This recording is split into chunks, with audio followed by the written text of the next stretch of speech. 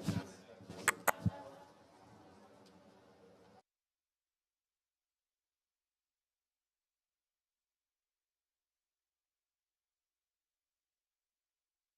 Check, check.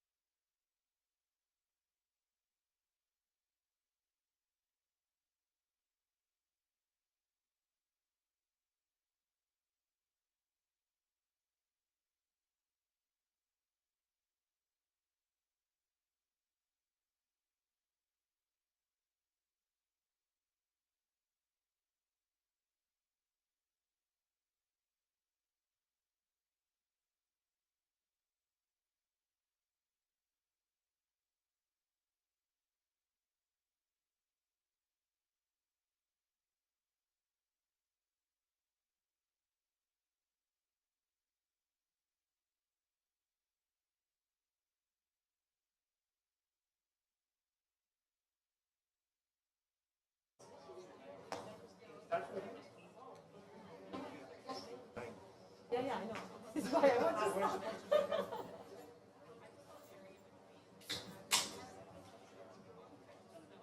Do you have the other? In my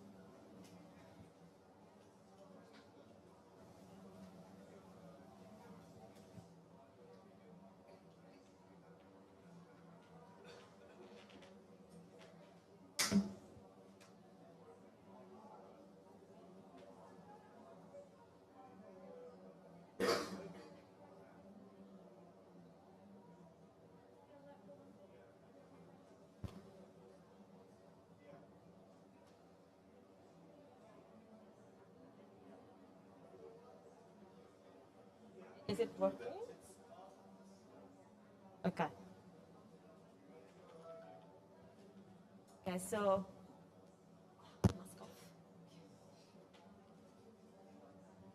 welcome everybody to this session of today. The session will be partially in presence, so 4 of us will be here, and the other authors are remotely. And you can see the list of the authors. So we have here, I am Erika Coppola. So there is Svitlana Gorneska is over there. Then we have Daniela Smith and Jorge, sorry. And the other, they will be remotely connected. Maybe if we can show the video of the other people, we will have Robert Botar, Christophe Cassou, and Irina Gorneska, and they will present during the session. So could you please put my slide on? I don't see. Okay. So this is us, and today we are going to show the climate change information for the impact and risk assessment in the European session. So the session will be organized in several small interventions. So in the beginning, I will give you an overview on the general intro on the European climate change and the climate impact driver usage and introduction to what they are and why we use them. Then we will have Daniela Smith telling us about the importance of the Working Group 1 climate information for the Working Group 2. Then we will have an introduction to the interactive atlas from Jorge, that is here instead of Mayalen. And then we will have 2 examples focus on Eastern Europe and the high latitude from Svitlana and Irina. And additional topic dedicated to event attribution with a tribute to Gert van Oldenburg from Robert Botar, and climate change internal variability from Christophe Cassou. Then the session will be followed by breakout group. So please register if you want to access one of the breakout room.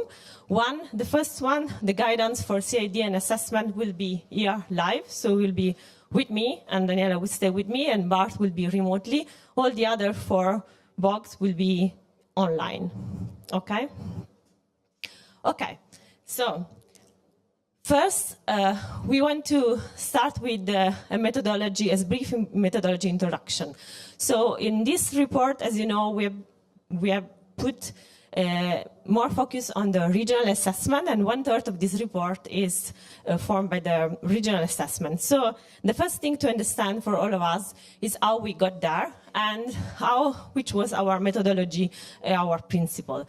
So for doing regional assessment and go down to such a scale, you need to collect a lot of information and bring all together to form a final assessment. So the first step is look for which information is available for each of the region.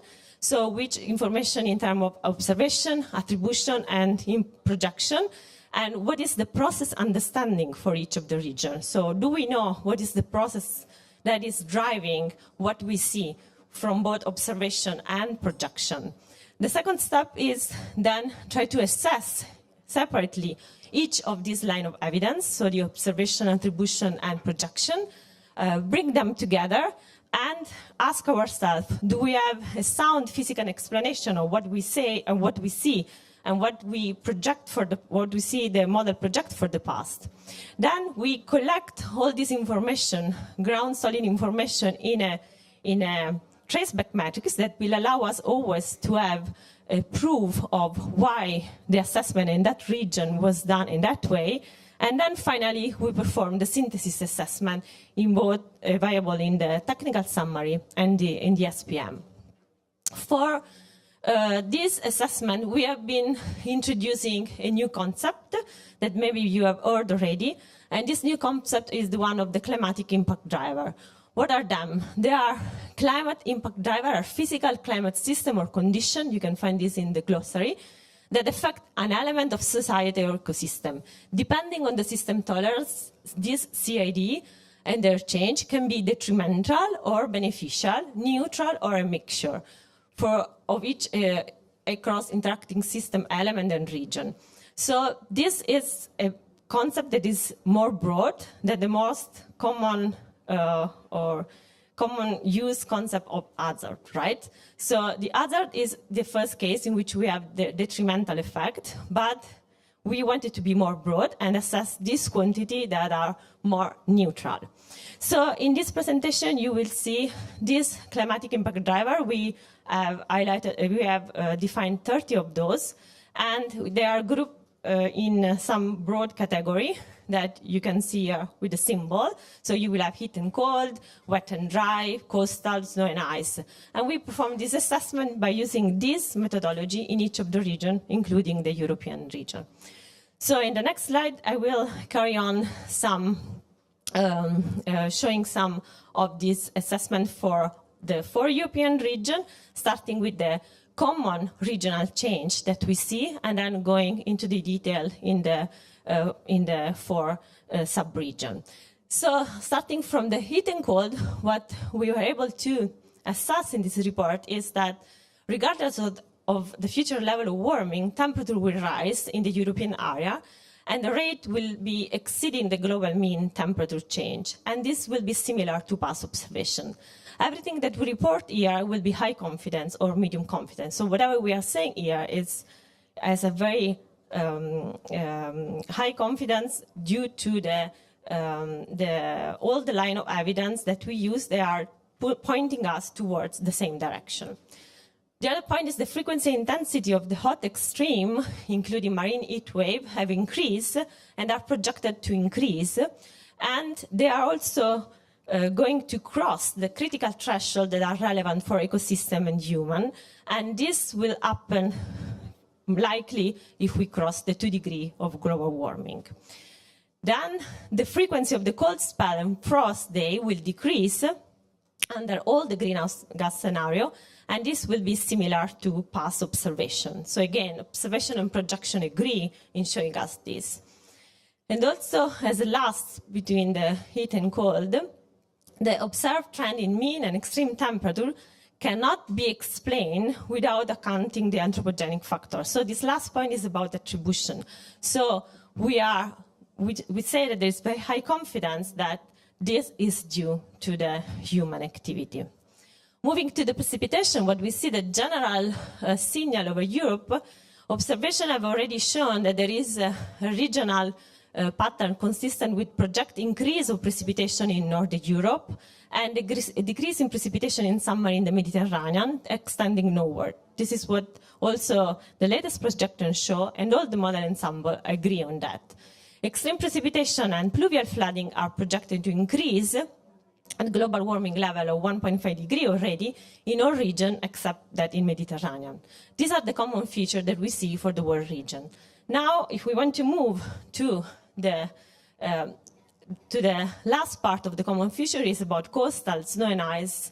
The coastal, what we see is that regardless of the level of global warming, the relative sea level will rise in all European area except of the Baltic Sea at a rate that is closer or exceeding the global mean sea level. And these changes are projected to continue also behind the 2100. And these extreme sea level events will become more frequent and more intense, leading to more coastal flooding, and the shoreline will retreat along all the sandy coast. About the snow and ice, we have a strong decline in glacier, permafrost, snow cover extent, and snow seasonal duration, high latitude, and these are observed already and will continue in a warming world. So as a conclusion of the common part, we can say that what we see for the European region is that multiple climatic impact drivers have already changed concurrently over the last decades. So there are more than one changing in all the region, and the number of these climatic impact drivers are expected to increase if the global warming increase. Now, going a little bit more in the detail, in the sub-regional specificity, what we see, for example, for Northern Europe, that is different from the common change. In Northern Europe, we have an observed increase in pluvial flooding, and this is attributed to human activity, and this will increase at 1.5 and even more at 2 degrees. We have a projected decrease in river flooding. You see also the picture on the lower part, and a projected increase in severe windstorm at a global warming of 2 degrees. And everything is between high and medium confidence. If we move to Central Europe, the characteristic of the Central European region, we have an increase again in pluvial flooding at 1.5 and 2 degrees with high confidence. So the confidence of the increase with increase of global warming. We have an observed increasing trend of river flood in Central Europe, as we have already know and see. Also from last summer events, and this is projected to continue in the future with high confidence if we reach a 2 degrees of global warming. And then we have a projected increase in hydrological, agricultural, and ecological drought in mid-century during the mid-century for every scenario, or if we reach a 2 degree global warming level. And this is with medium confidence. And then from the Eastern Europe, we have something that will be more focused on the Svetlana presentation, but just to give you a flavor, we have as well projected increase in pluvial flooding, both 1.5 and 2 degrees, decrease in river flooding, and increase in fire weather. Then moving to the last region, the Mediterranean, you can already see that you have a lot of icons popping up. See, in this region, we will observe a plethora of things happening, with the global warming increasing. So what we observed already today, we observe an increase in hydrological and agricultural and ecological drought with medium confidence. And we see that there is a projected increase with high confidence of aridity, fire weather condition at a global warming level of 2 degrees. And also the things that we see, there is a high combination of, climatic impact driver, all increasing and popping up in the Mediterranean region if the global warming increase. And for example, you see extreme temperature, drought, aridity, precipitation, fire weather, sea level, snow cover, wind speed, and everything will be happening in this region as the global warming goes up. Now, you can find all this information in a synthesized table that we have in the technical summary in the section 4. So for each of the region, and then for Europe, you can find all this information about projection and observed trend and attribution. And also you can find a synthesis of this for all region in the interactive atlas, as Jorge will show later on. The interactive atlas, we will have all the region of the world in which in each region we have a synthesis of the assessment, and for example, by using the climatic impact driver that we have seen concept, we have for each hexagonal region of the world, you can look at how more than one things is acting together, how it's acting and how many, and this is also for, of course, the case of Europe. and I'm done with mine.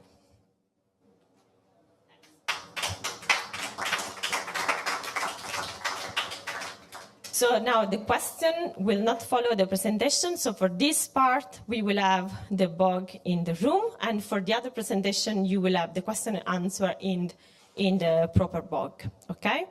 So now I will switch and act as a coordinator and give the floor to Daniela for the second presentation of this. Thank you very much to the Working Group 1 for inviting me as a Working Group 2 author to come here.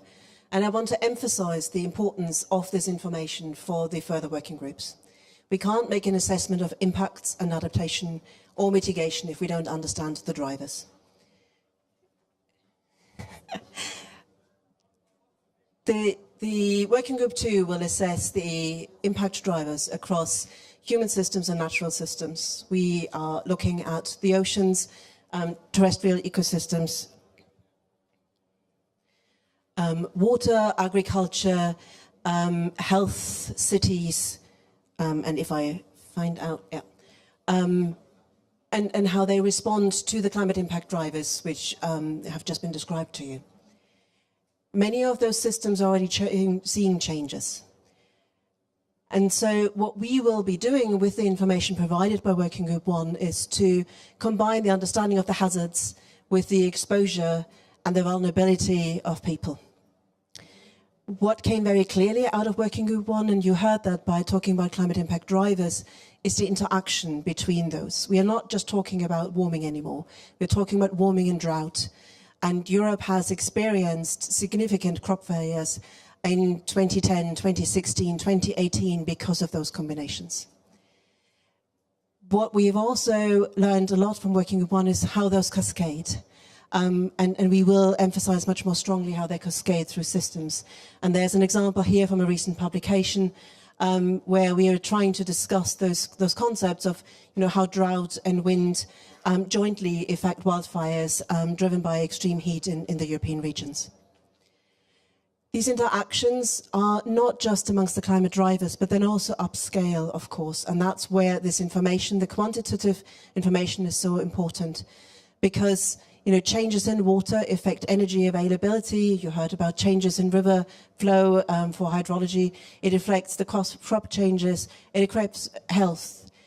So there's interactions between sectors, and there's interactions through time, and especially, of course, in the interdependencies of our global world. Compound hazards are something which I said are already there. They are not just for the future. So these are examples from the 2018 heat and drought combination in Western and Central Europe, and then a regional example here from 2016 in France. Crop failure in Europe have severe implications for the world, because for maize and wheat we are important producers, and so therefore commodity prices are reacting. Understanding how these interact and how that's interacting in the future is fundamentally important for assessing those vulnerability. The other thing which is really important is understanding the sub-regional information. Europe is very different, our regions are reacting differently. And as you just heard from Erica, the warming, this is one example, it's SSB2, 4.5, shows the global near-term, mid-term and long-term temperatures for the world, as well as for Europe. So Europe is warming, as Erica said, much faster. This is an example of what Jorge will show you later with the interactive atlas, and I can tell you it's very intuitive. I was able to use it to get information for this presentation. And one of the things which I really like so strongly is what you can see there is the seasonal stripes. You can see the seasonal variability projected into the future, which really allow us to think about, for those users of the data, of the seasonal changes. What's really important to us is also that we're not just discussing land, we need to discuss ocean as well. We had the Ocean Day yesterday, and we have, Working Group 1 gave us a clear indication of the increase in the marine heat waves in the Mediterranean, and therefore the impacts this will have on ecosystems. We will have migrating species, and we will have species losses.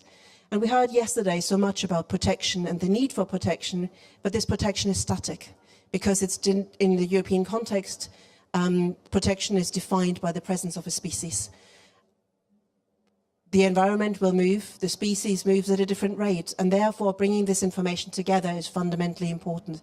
And those extreme events, as Erika mentioned, of heat waves really accelerate the impacts.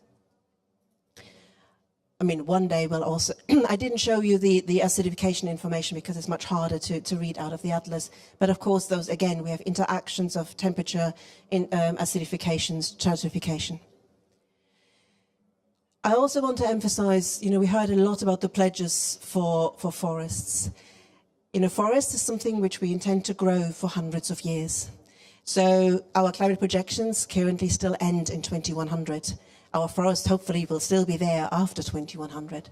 So if we want to understand where to best reforest and bring those habitats back, we need to understand climate information for longer than just 2100 so that we can select the right regions, the right places and the right species. Ultimately, what we need in the future, and that's something which we really need to push Working Group 1 towards, is to get even higher resolution. We're greedy. Of course, we want to know what's happening in our cities, and the regional information there isn't currently good enough to get to the places. So what you can see here is historical information at a given place. We need projections for given places as well. This is the summary from the summary for policymakers of Working Group 1. It's still pending copy edit. But what I'd like to emphasize here is it's the same overview Erika showed earlier, but the dots indicate in black what has already historically emerged, and in the purpley pinkish colors when those drivers are emerging. Climate change is already here, impacts are already here, and more will come. Thank you very much.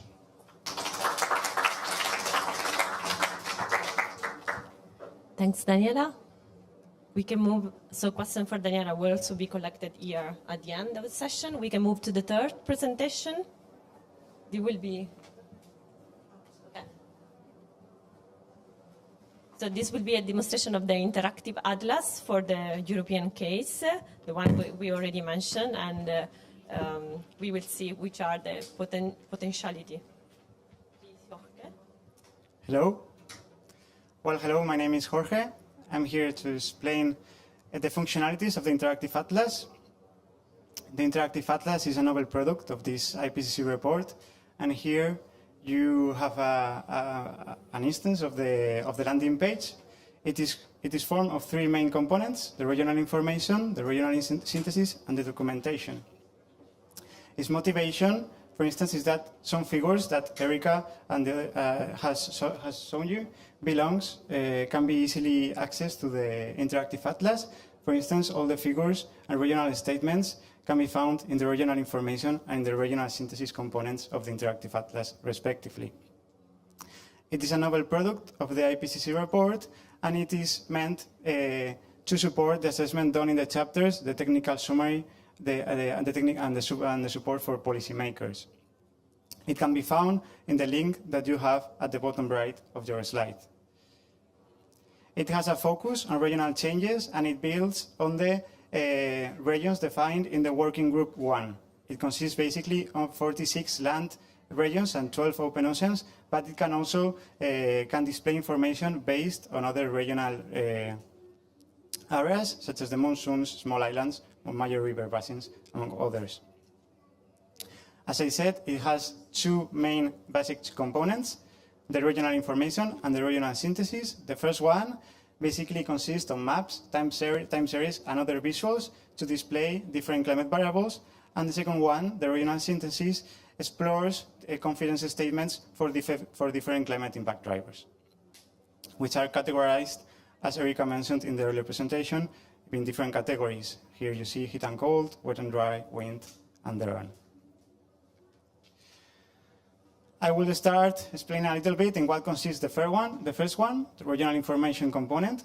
Basically, you can select among a wide variety of variables here between atmospheric, oceanic, or other ones, which, for example, include the annual maximum temperature or annual minimum temperature, among others. And you can display this information for a wide variety of datasets, which include climate simulation, global and regional simulations, but also observational datasets. It has two interfaces. The first one would be the simple interface, and it is intended for decision makers, media, or teaching. In this interface, you can select different variables and what would happen under different global warming levels relative to a given baseline period. And you can display this information, for example, in the form of spatial maps, time series, or even tabular information. You have an advanced interface that permits to extend your selection not only to global warming levels, but also to select different periods for different emission scenarios. You can select, for example, for the near future, mid-future, or far future. And also you can change for instance, for paleoclimate simulations. This advanced interface is intended more to be used by scientists and other practitioners.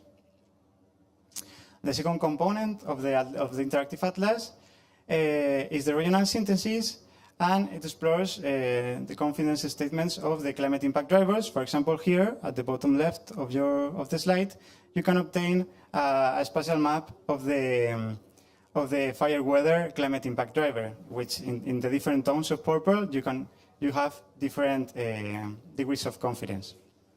In this case, we selected the fire weather for illustration purposes, but you can select, as you see, among a wide variety of different climate impact drivers categorized in the different categories, hot and cold, wet and dry, and thereon. So let's move to the interactive atlas, and let's dive in a little bit to see what can we see if we click on these two main components. We will start with the regional synthesis. So if we click there on the tab of the regional synthesis component, we obtain something like this. Okay. So as you see on your right, you have the information, the climate information. On your left, you have different tabs. At the top left, map, regions, and combinations. Here now we are situated in the map tab, where we can select among a wide variety of climate impact drivers. And on your right, what you see is the spatial representation of the climate impact drivers that you have chosen. In this case, for consistency with the previous slide, we've chosen the fire weather. We can obtain this degree of confidence, which is measured by the different colors, for the projections, but also for the past trends. Instead of displaying this climate impact information on a global map, we can also show this information in a tabular way.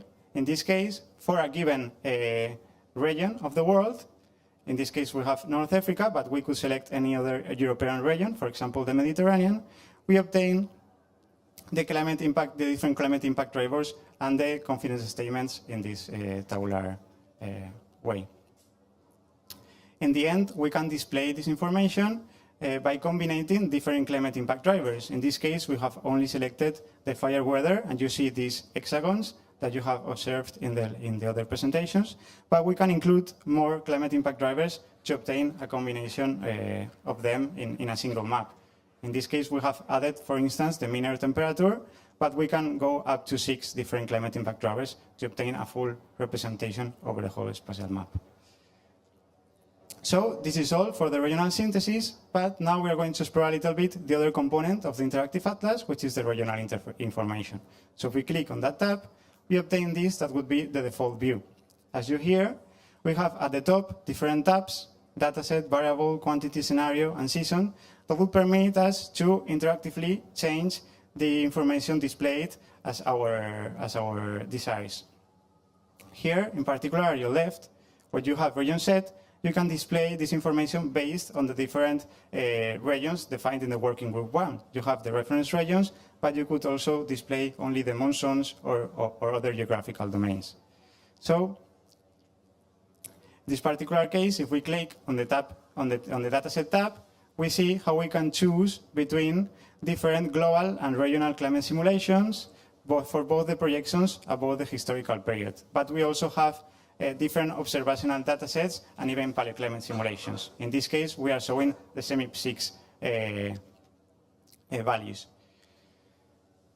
Here, if we click on the variable tab, we see all the variables that the interactive atlas offer to be displayed we have selected the mean temperature in this case, and if we go to the quantity scenario, then we can select among different periods, different emission scenarios, and different baselines. And finally, we have the season tab to display all this information based on the different seasons or even annually. So we can customize our own plots. If we click on a particular region, in this case, we have chosen the Mediterranean region, we can obtain regional information for the Mediterranean, as displayed in different ways. In this case, we have the time series, which, for example, displayed in this case the evolution of the mean temperature, which is the variable that we are showing in the global map, up to the 2100. But this information can be displayed in other ways. We have here the annual cycle.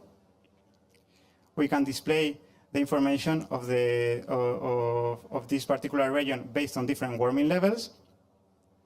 And we can also display information for the Mediterranean region for as seasonal stripes. So we have the seasonal distribution projected to the 2100. In this particular case, we clearly observed how the summer months project a larger warming than the other months of the year.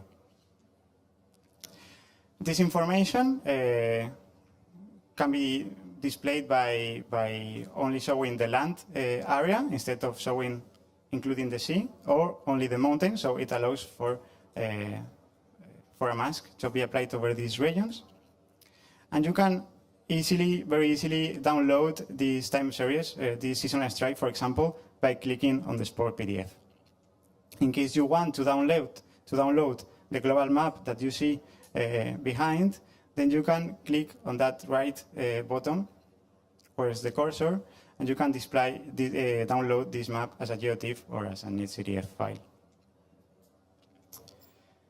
So, just to play a little bit with Interactive Atlas, if we click on the variable tab, we can change very easily the variable. In this case, we have changed it to the total precipitation, and we see how our global map changed, and we obtain a full representation of this variable for the CIMIP6 dataset.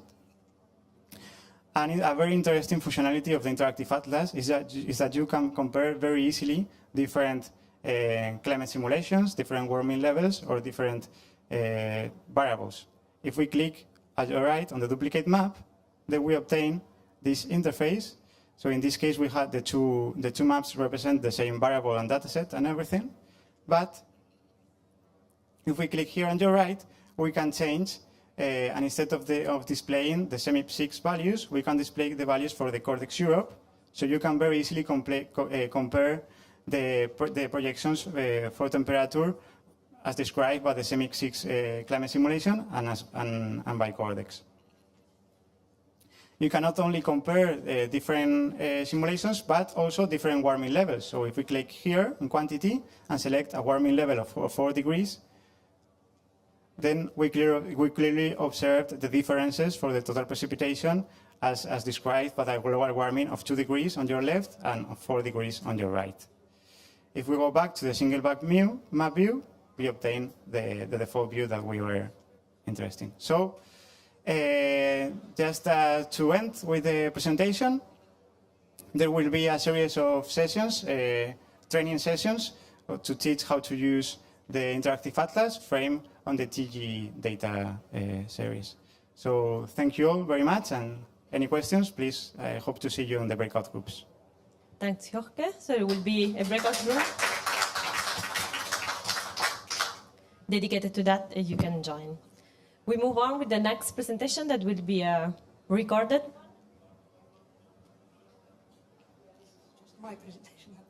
Sorry, no, it's you. Sorry. It's the next one is still live. It's from Svetlana on the Eastern Europe.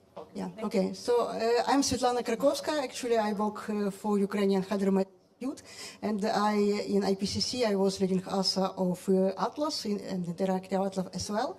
So I will present East Europe. Why? Actually, because first of all, it is okay. Where is pointer? because it's new region now, and you can see it's clear from our figure where we have in R5 we had just North Asia, and there was not Europe, East Europe at all. So in R6 we have this separate region which is much more geographically correct, in fact, and really very important region and different from neighboring, let's say, West Siberia, which will be presented in Asia session. Well, just to understand, okay. So just to continue with the well, it's again possibility of interactive atlas where you can select actually East Europe and then you see everything in table way.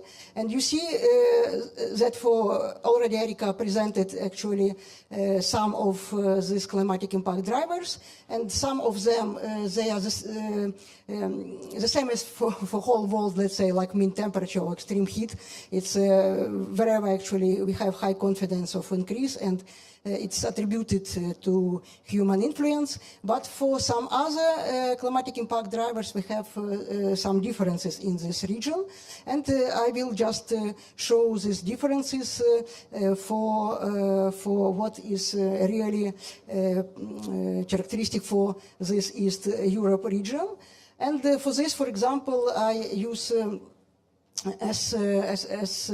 for demonstration such characteristics like days with maximum temperature over 35 degrees Celsius, and this is historical actually plot where shows that in south part of this East Europe it's in range from 15 to 20 days recently observed.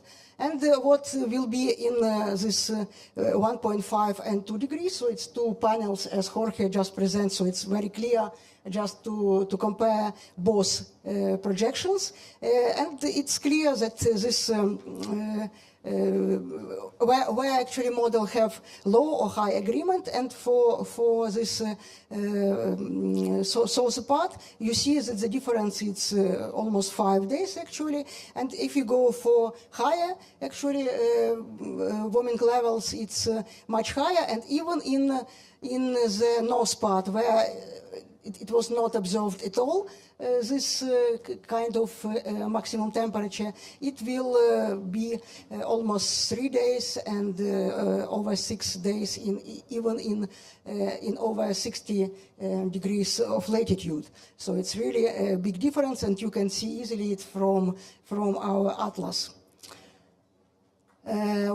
For seasonal snow, for sure, this is what is really peculiarity for this region. This is overall actually conclusion for Europe. It's from regional fact sheet about the declines of glaciers permafrost, which is not the case for East Europe, but for snow cover extent, actually, this is what we can see clear. And we can see it actually from this plot based on station data and this for past. And here, this first A and B plots, they show start and end of seasonal snow. And it's clear that this snow season started much later. So this season it's really shrinked, so it's much shorter now in recent past. So the trend was for this to reduce snow cover season. And but if we see maximum yearly snow height, we see clearly that it goes up. So it's much more actually snowfall and very heavy snowfall in this region in recent past. And this was our, again, conclusion in Atlas that that snow cover duration has very likely reduced over Siberia, which is neighboring, and East and Northern Europe. So going further, actually, we go to snowfall change, which is definitely, if we have warming in the wall, so it will precipitation mostly will be in rain, but we see it clearly even here for this region. But we have this conclusion that is low confidence. But why? Because this region just on the edge of different direction of future projections with less snowfall due to warming and higher actually snowfall. It's really low confidence for lower warming levels, but for higher warming levels, it's clear this difference just over the region, and you see a difference for southwest and northeast for snowfall during the winter actually period. And expectedly that if we have more snowfall, so this trend with warming, it will lead to pluvial floods actually. And this, it's from summary for policymakers. So this projected increase in pluvial floods, even medium confidence for 1.5 degrees, and for 2 degrees it's high confidence. And with this, we can see maximum 5-day precipitation amount change for winter. And again, not all has high model agreement for lower warming levels, but if we go for higher warming levels, it's clear this changes goes very up, and especially in northern parts. And you see that for the highest warming level, it's over 35%. So it's much more precipitation, and which will actually lead to these pluvial floodings. Again, coming to what was presented by Jorge, so for Europe, you can actually, it's very good if you point your mouse on the region, you see all this information just on the screen, and you can see about extreme heat, heavy precipitation, about droughts. Again, since we have this low confidence in precipitation, so it's low confidence in direction of change. So for southern part and for north part, it's a bit different. But for wind, it's medium confidence of increase. And for snowfall, I already said. So you can see it clearly from this map as well. So thank you for your attention.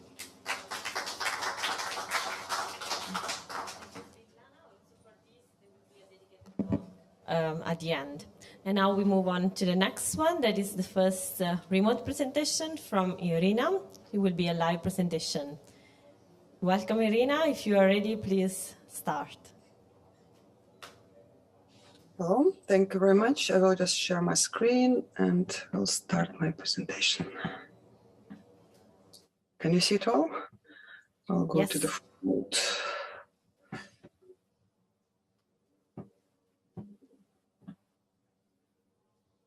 Okay. Hello, everyone. My name is Irina Gorodetskaya, and I'm one of the lead authors of the chapter Atlas in the working group One Contribution to the IPCC AR6 report. And in this short presentation, I will give you an example of sub-regional climate change with a focus on Northern Europe. So as has been already shown in the first presentation by Erika, we have both common and divergent different changes in European regions. And if you focus specifically on the Northern Europe, we can see in this table highlighted in the color, so these are the future projections, and in the arrows are current trends, that we have already a current trend in the mean temperature and extreme heat, and both are projected to continue and intensify with the global warming. And this is the high to medium confidence changes. We have a decrease in the cold spell and the frost, also occurring and projected. And if you talk about precipitation, we have projections for increase in already occurring trends in the mean precipitation. And most importantly, we have high confidence in the already occurring and also high confidence in the projected heavy precipitation and associated pluvial floods.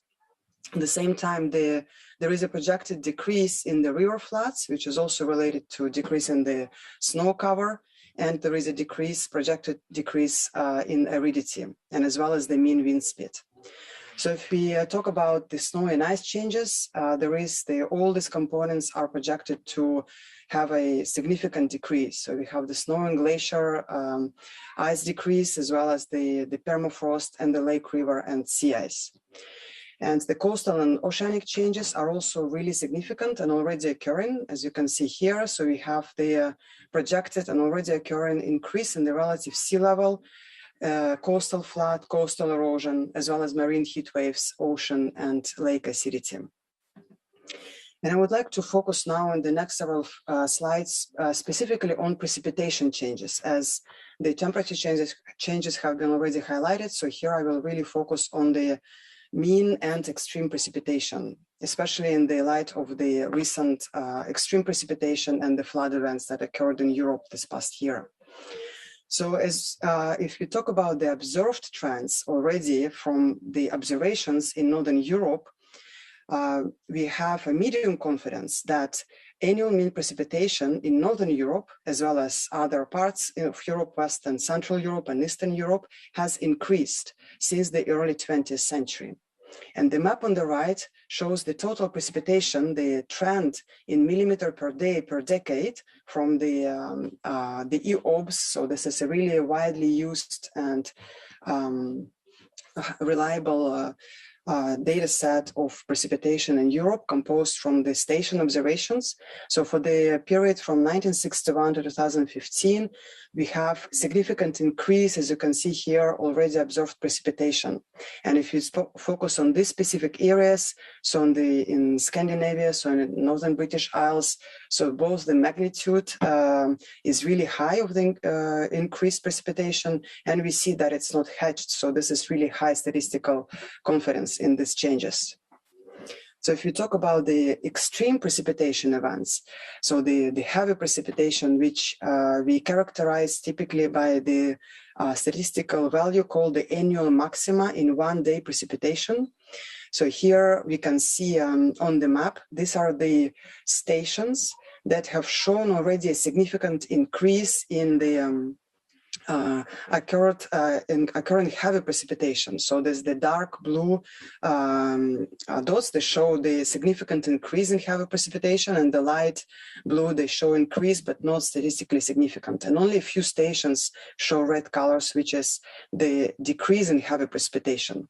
So one of the key conclusions from this report was that there is high confidence for increase in extreme precipitation. So already observed intensification of heavy precipitation with a robust evidence of human attribution. So this increase in the heavy precipitation would not occur at such magnitude and such frequency without human induced climate change.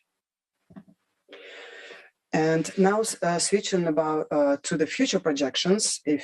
So here is the slide showing both temperature and precipitation changes.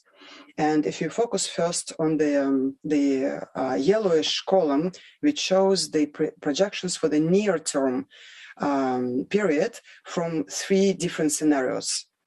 So we have the low emission, 2.6, 4.5, the medium, and the mid-level emission, and the 8.5, the high emission. And we can see that the temperature increase for the Northern European region for the near term does not differ much for these different scenarios. However, if we talk about the long term, which is by the end of the 20th century, we see that depending on which scenario the Earth's climate develops, so which scenario we actually choose, really gives striking differences in the temperature increase over just this specific region, so the Northern European region.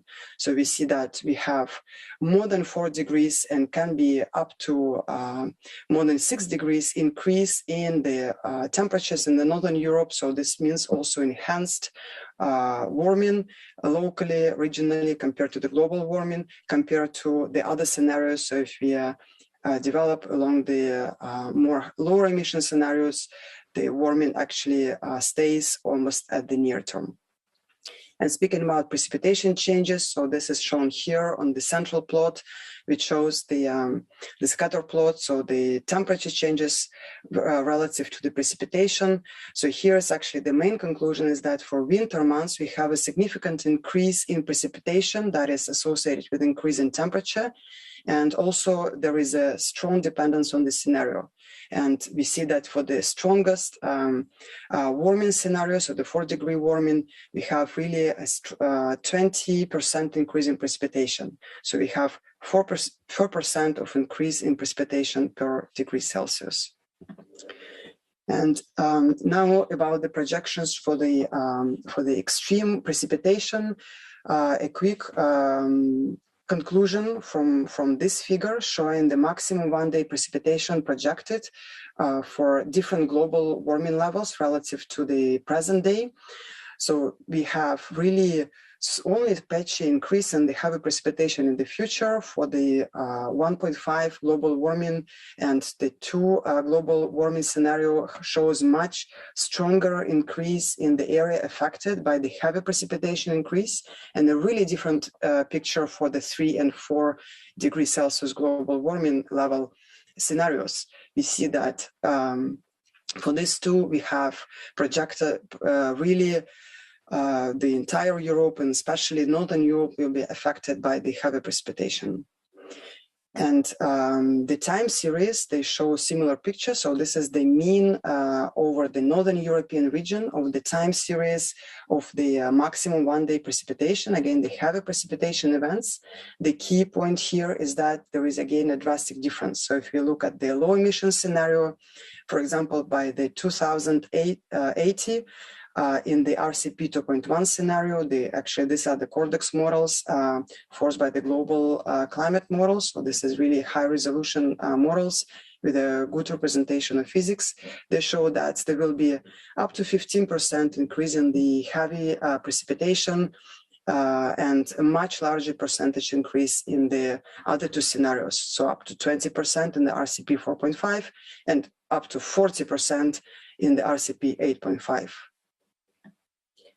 And what it means also, the extreme precipitation increase in the future is that will lead to increase in the pluvial flooding, which will be really, so the projections show that this will be really high risk in the, especially in the Northern Europe.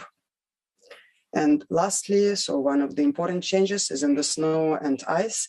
The projections have showed that there will be a decrease in the net snow accumulation. So during the from November to March over the Northern Europe, and this is accompanied by the increase in temperature. And as we can see here also on the right, that we have an increase in precipitation but decrease in snowfall. So that means also there is a change in regime, and we have the snowfall given away to rainfall in this region. So we have downward trends in snow accumulation and snow water equivalent and length of the snow cover season in Northern Europe.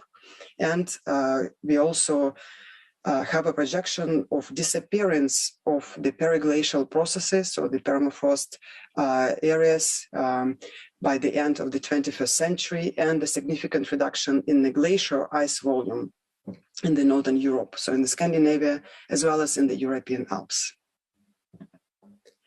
So thank you very much. This is the end of my presentation, and I will be happy to answer your questions during the box session.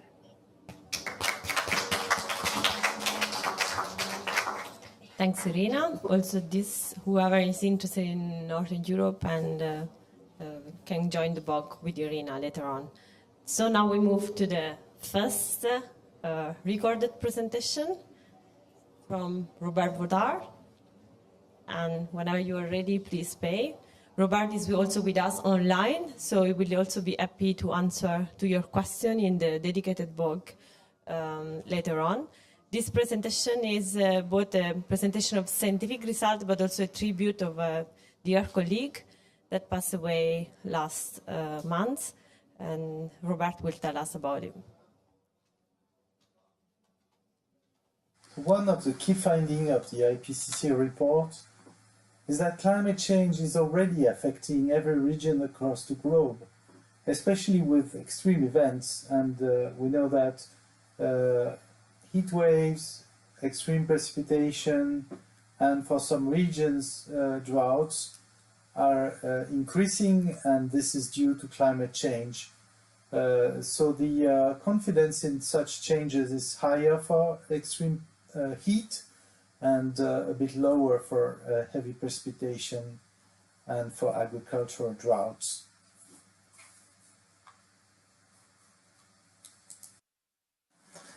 So to understand the scientific developments that led to these very important results, we have to go back a few decades at the time when simulations of climate change were difficult, and the signal itself of climate change in the observations was really difficult to detect, because climate is a very noisy system, and to detect a change in such a noise is a challenge. So the theory, the methods were developed in the late 70s, for instance, by Klaus Hasselmann, to see how we can detect patterns in a strongly noisy signal.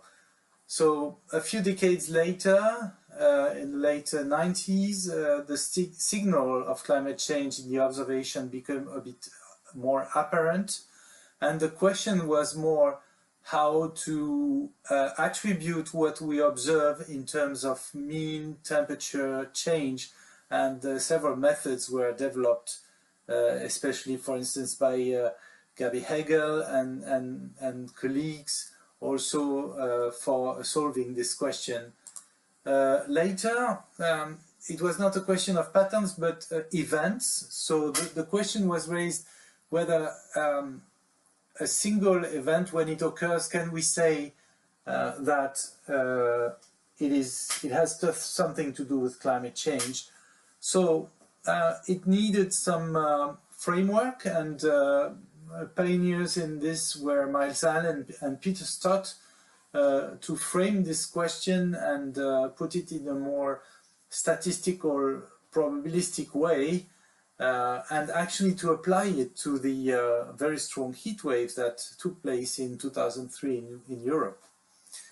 Now, from this moment, there was a lot of developments of many event attribution with many methods. There was flourishing number of methods, and also publications, and specifically the bulletin of the American Meteorological Society had started a supplement which was called Explaining Extreme Event of a Given Year from a Climate Perspective, with many papers, and it was really attractive to go into this science. And the first issue was in 2012, explaining the extreme events of 2011, and this was when really Gert-Jan actually started to develop many studies and statistical methods for this question. And actually his first paper was, the title was The Absence of a Role of Climate Change in the 2011 Thailand Floods. So he was not interested in demonstrating absolutely the existence of climate change role, but just to answer the question when there was a single event whether climate change was taking a role or not. But one of the most significant development Gert-Jan did with Freddy Otto was rapid event attribution. Rapid event attribution is essentially doing attribution of an extreme event, but just after it occurs. Why just after? Because there's a lot of focus when an event occurs on the consequences, on whether it will come back or not, and when, and also whether it has anything to do with climate change. And these questions should be answered not too long after the event, because the focus would vanish relatively quickly. So there was a difficulty with peer review in particular, because the peer reviewing process takes a long time. And the question was how to overcome this difficulty. And many discussions took place among colleagues, and we finally decided to publish a paper that would describe a very precise protocol of how to do attribution. So there would be, this protocol would be peer-reviewed, but the applications of this protocol would be considered as operational activity. And that was really the way to overcome this difficulty. So to show the weight of his contribution to the AR6 report, I just plotted a map of all the papers and studies he made as lead author or contributing author for heat waves, for extreme precipitation, or other types of events, which are cited in chapter 11. So many of these studies were made possible by the online tool that He-Tian developed, which is called the Climate Explorer, and which actually integrates all the data and methods that he has been using all over the years, and he wanted to share with others with this tool. And this has been really one of the keys of the success of so many studies.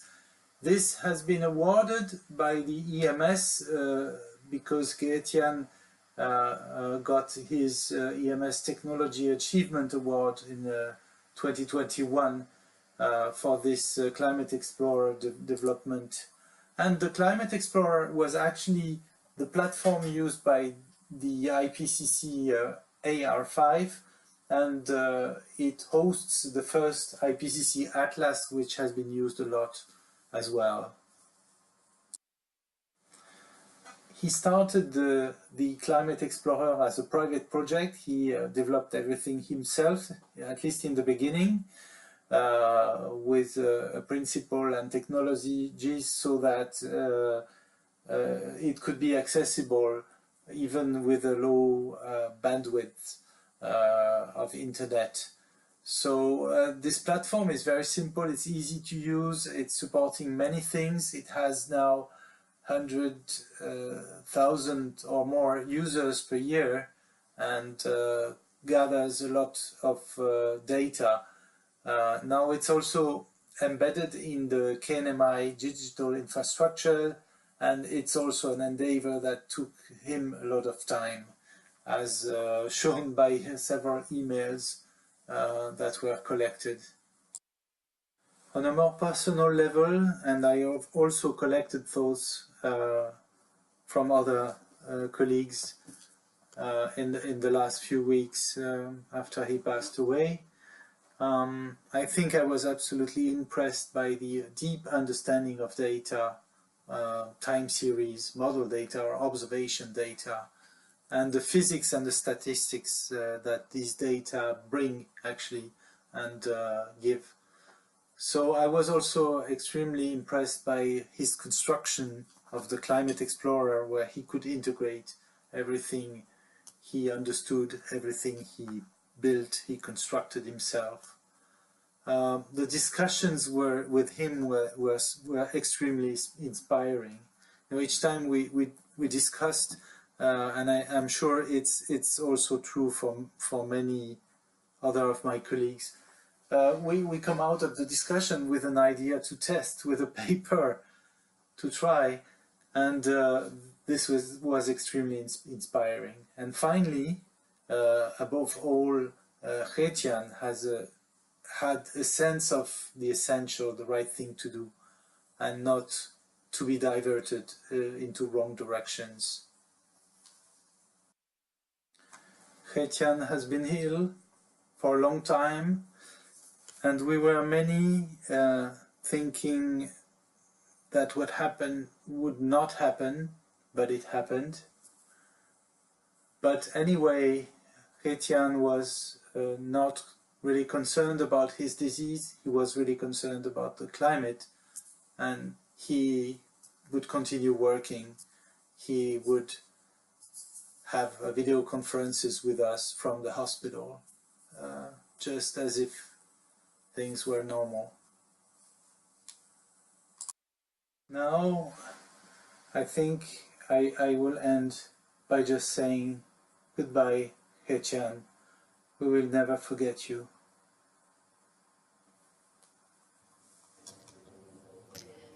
Thank you, Robert. Thanks.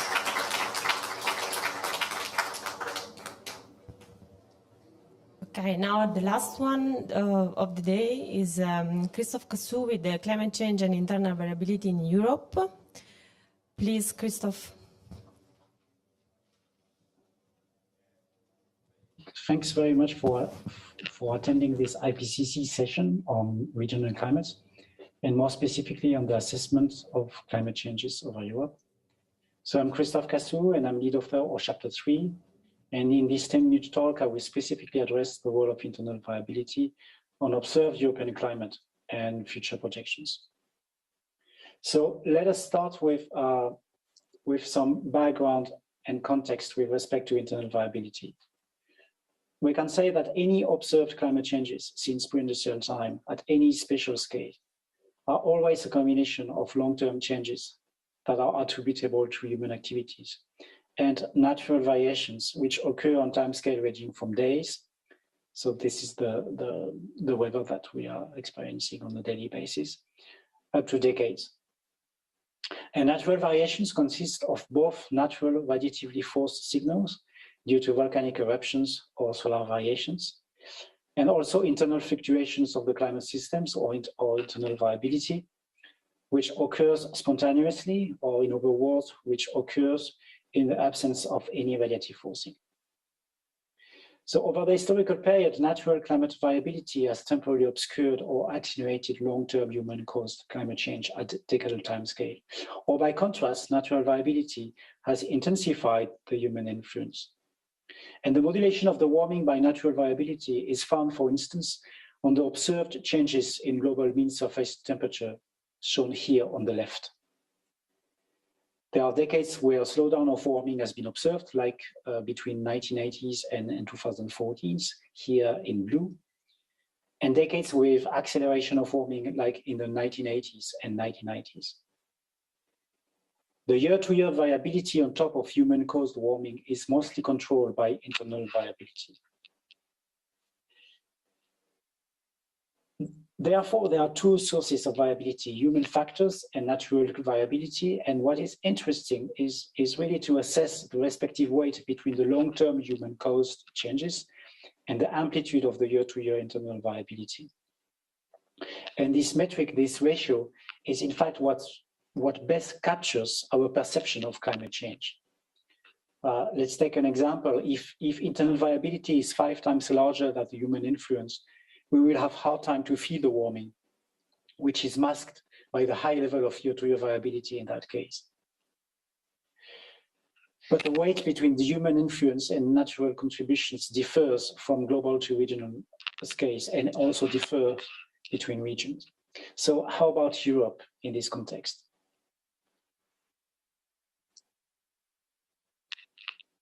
So in this slide, we show that internal variability has a strong regional dependence. The time series in black show the observed evolution of the annual mean temperature with respect to pre-industrial time over 2 specific regions. On the left for the Northern Europe region, and on the right for a broad tropical African region. So the year-to-year internal variability is much stronger at mid-latitude than in the tropics, and this is especially true over Europe, shown here on the left, with the shading in the pink color showing the typical range of the year-to-year variability that is about 3 times larger in Northern Europe compared to tropical Africa.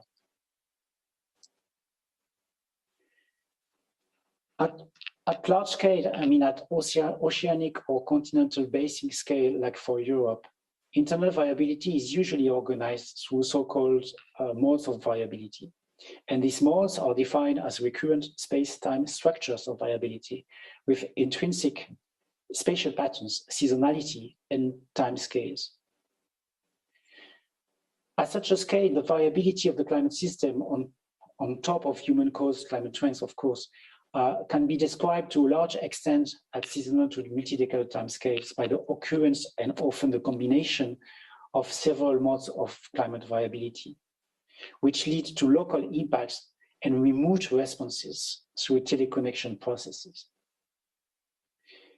9 modes of variability have been assessed in the 6th report, in our report, and those are listed here.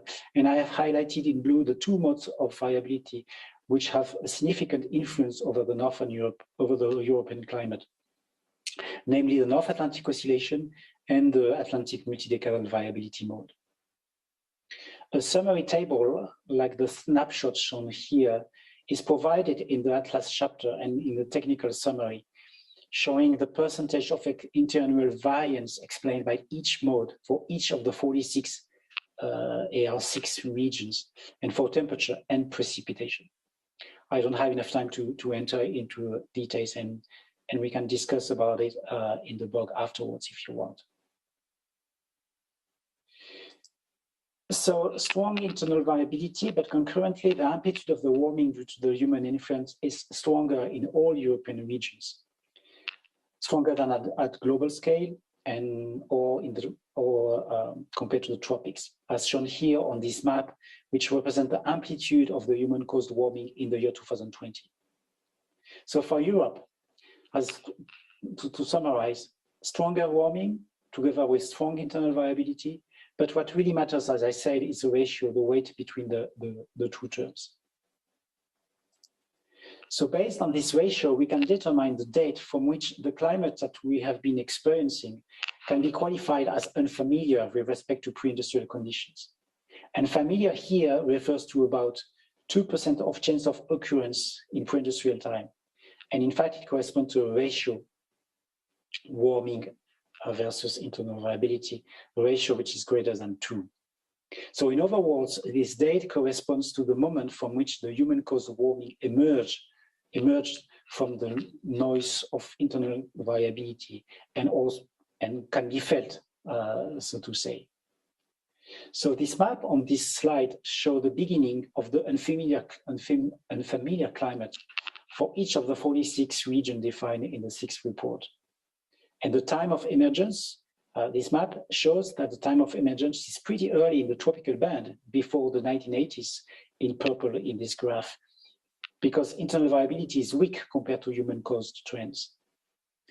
On the other hand, emergence is delayed at mid-latitude because of the relative importance of internal variability. And over Europe, the climate change signal has emerged since the 1980s for the Mediterranean basin, but only since the early 2010s over Northern Europe. So we've seen that emergence differs between regions, but also between climate variables and between seasons. Over Europe, the weight of internal variability is stronger in winter than in summer, and for precipitation than for temperature. Over Europe, precipitation trends have not emerged yet, but I don't have enough time here to present our assessment on precipitation into greater detail. So all of this highlights the importance of considering internal variability when understanding and assessing past climate changes over Europe. So we've seen that internal variability acted as a modulator of human-caused trends since pre-industrial time, especially at regional scales, and more importantly over Europe. And we assess in the report that projected human-caused changes in mean climate and climatic impact drivers, including extremes, will continue to be either amplified or attenuated by natural drivers and internal variability, especially at regional scales and in the near term. But all of this will have little impact, little effect on sentinel global warming. So the modulation driven by internal variability are very important to consider in planning for the full range of possible changes for risk assessment and regional adaptation. So the new report clearly benefits from the use of larger ensemble of global circulation model to better explore and account for internal variability, especially at near-term and at regional scales. And in particular, the report benefits from the use of a collection of so-called single model initial condition large ensembles, which is a clear novelty in AR6. So the initial condition as ensembles are based on one single model that is integrated several times with initial perturbations in order to span the full range of climate outcomes explained by internal variability and to draw accurate and robust statistics, as illustrated here very simply by this schematic. What is important also is to mention that accounting better for internal variability strengthens the conclusion on the forced response. So let's take an illustrative example with one model, 30 members, and one scenario, here the SSP2 4.5 scenario. So the maps shown here on this slide represent the difference between near-term future temperature over 2020, average over 2020-2040, and historical temperature average over 1995 to 2014. The left map corresponds to the best estimate of the human-caused changes over the next 20 years. The best estimate of the projection, with widespread warming and more pronounced signal in the northeastern corner of Europe. And the mean warming over Europe is estimated around 1.9 in this ensemble. Each stamp on the right shows the same field, but for each individual model realization, accounting for different phasing of internal variability. This map shows the range of the possible outcomes assessed from this model for the next 2 decades, and these maps clearly highlight either amplification of the warming by internal variability. For instance, the magenta cycle shows the warmest outcome from this ensemble, or attenuation of the warming, and the green cycle here shows the coldest outcome. Let us focus on the Northern Europe region. The box plot here on the right of the slide shows the distribution of the near-term changes for Europe, the projected near-term changes for Northern Europe. So the mean projected warming is equal to 1.1 in this model, 1.1 degree, but the range of outcomes goes from 3.2 degrees to minus 0.3 degrees. So local cooling cannot be ruled out in near future because of internal variability. And local cooling will not be inconsistent with continuing global warming. To finish, let us now consider the 4 scenarios instead of one scenario used before, but the 4 scenarios now listed on the right of the slide, and compare the range of outcomes between those 4 scenarios, shown here by box plots in different colors over the Northern Europe domain. So at near term, what is striking is that the 4 distribution coming from the 4 scenarios are statistically indistinguishable. And we can therefore conclude that internal variability can mask discernible differences between scenarios over Northern Europe at near term. So to sum up, we assessed in the report that the modulation driven by internal variability are important to consider for risk assessment and regional adaptation strategies, especially at near term, because of internal variability can significantly amplify or attenuate human-caused changes. And over Europe, accounting for internal variability is essential, as the weight of internal variability is large with respect to other regions. It is true for temperature, but it is even more pronounced for precipitation. And I didn't have time in this talk to present our assessment on precipitation, but we can discuss about this later. So thank you very much for your attention. And Paco Doblas Reyes and myself will be very happy to answer your questions during the breakout group just after the plenary session.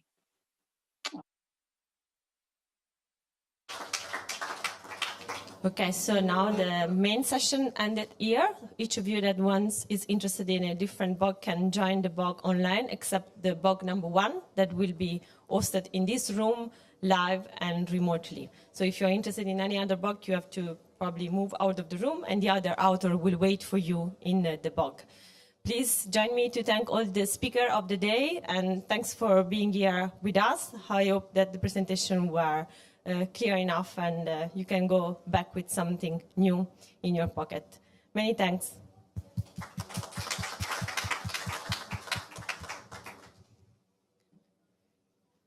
Okay, so for those of you that are here, so there will be also other people that are online, and they will be streamed on the screen, I believe.